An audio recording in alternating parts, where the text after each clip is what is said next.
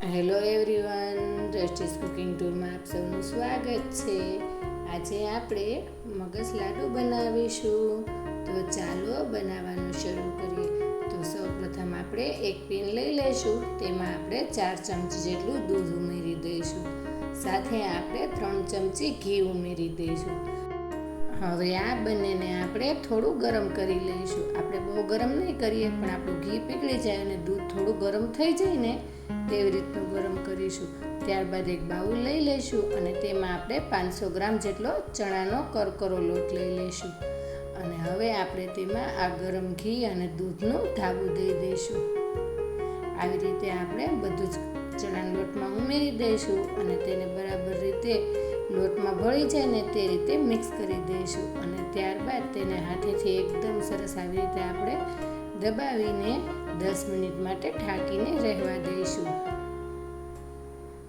હવે એક mixer jar લઈ લઈશું અને તેમાં આપણે 350 ગ્રામ જેટલી ખાંડ ઉમેરી દઈશું. 500 ગ્રામ લોટની સામે આપણે 350 ગ્રામ ઘી અને 350 ગ્રામ ખાંડનો ઉપયોગ કરીશું. તો ખાંડને એકદમ સરસ આવી ઝીણી પીસી લઈશું. ત્યારબાદ 10 મિનિટ થઈ ગઈ છે અને તમે જોઈ શકો છો આપણા લોટમાં એકદમ સરસ બધી જ રીતે દૂધ અને ઘીનું ધાબું દેવાઈ ગયું છે અને આપણો લોટ એકદમ સરસ કણીદાર તૈયાર થઈ ગયો છે. હવે આપણે એક ચાળણી લઈને તેમાં આ લોટને ચાળી લઈશું. લોટને ચાળવાથી તે એકદમ સરસ દાણેદાર તૈયાર થઈ જશે. જો તમે મારી ચેનલમાં નવા આવ્યા હો અને તમને મારી રેસિપી ગમી હોય તો મારી ચેનલને સબસ્ક્રાઈબ કરવાનું ના ભૂલશો અને સાથે રહેલ બેલ આઇકનમાં જઈને ઓલનું બટન જરૂરથી દબાવજો, જેથી કરીને તમને મારી રેસિપીના નવા વિડીયોની નોટિફિકેશન મળતી રહે. તો હવે આપણે બધી જ કણીઓ ભાંગી જાય ને તેવી રીતે લોટને એકદમ સરસ ચાળી લઈશું. તમે જોઈ શકો છો કે આપણો લોટ એકદમ સરસ આવો દાણેદાર તૈયાર થઈ ગયો છે. તો હવે આપણે ઘી ગરમ મૂકીશું. ઘી ગરમ થાય એટલે આપણે તેમાં ધાબો દીધેલ લોટને ઉમેરી દઈશું અને તેને આપણે શેકી લઈએ. લોટને શેકાતા અહીં 10 થી 12 મિનિટ જેટલો સમય લાગશે. લોટ શેકતી વખતે આપણે ગેસની ફ્લેમ મીડિયમ ટુ લો રાખીશું અને એકદમ સરસ આપણે લોટને શેકી લઈશું. અત્યારે લોટ અને ઘી બંને સાથે મિક્સ કરીએ ત્યારે તમને આ મિશ્રણ થોડું કઠણ લાગશે, પણ જેમ જેમ આપણો લોટ શેકાતો જશે ને તેમ તે ઘીને છોડતું જશે અને આપણું મિશ્રણ પહેલાં કરતાં થોડું હળવું થઈ અને ઢીલું થઈ જશે. જેમ જેમ આપણો લોટ શેકાતો જશે ને તેમ તે થોડો હળવો થઈને તેનો કલર બદલાવા લાગશે અને તેમાંથી ઘી છૂટું પડવાને લીધે તે પહેલાં કરતાં થોડું મિશ્રણ ઢીલું પણ થઈ જશે. તો બસ આવી રીતે આપણે લોટને સતત 10 મિનિટ માટે સારી રીતે શેકી લઈશું. હવે આપણો લોટ એકદમ સરસ શેકાઈ ગયો છે.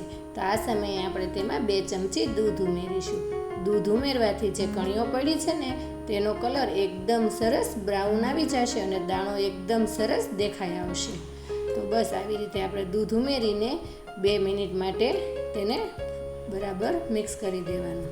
બધું દૂધ બળી ગયું છે અને આપણો લોટ એકદમ શેકાઈને કણીદાર તૈયાર થઈ ગયો છે. તો બસ આ સમયે આપણે ગેસને બંધ કરી દઈશું અને મિશ્રણને ઠંડુ કરવા માટે નીચે લઈ લઈશું. આ મિશ્રણને આપણે 4 થી 5 કલાક ઠંડુ થવા દેવાનું છે.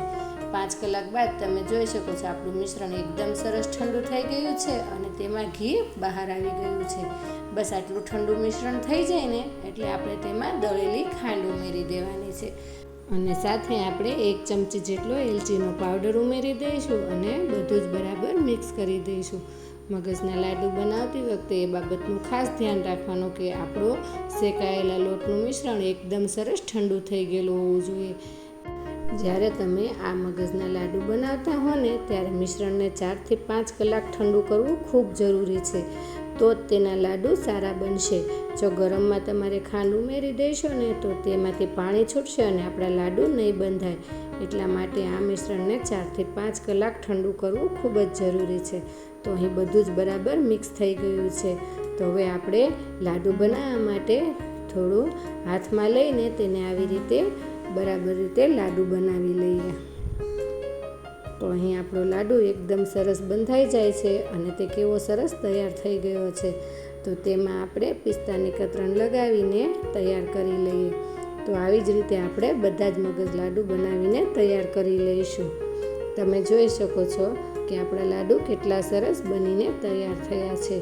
તો તૈયાર છે આપણા મગજ લાડુ. તો તમે એકવાર આ મગજના લાડુ જરૂરથી બનાવજો અને કોમેન્ટમાં જણાવજો કે તમને આ લાડુની રેસીપી કેવી લાગી. અને આ સાથે મારી ચેનલને લાઈક, શેર અને સબસ્ક્રાઈબ કરજો. તો આવી જ નવી રેસીપીઓ સાથે આપણે ફરી મળતા રહીશું દ્રષ્ટિસ કુકિંગ ટૂરમાં.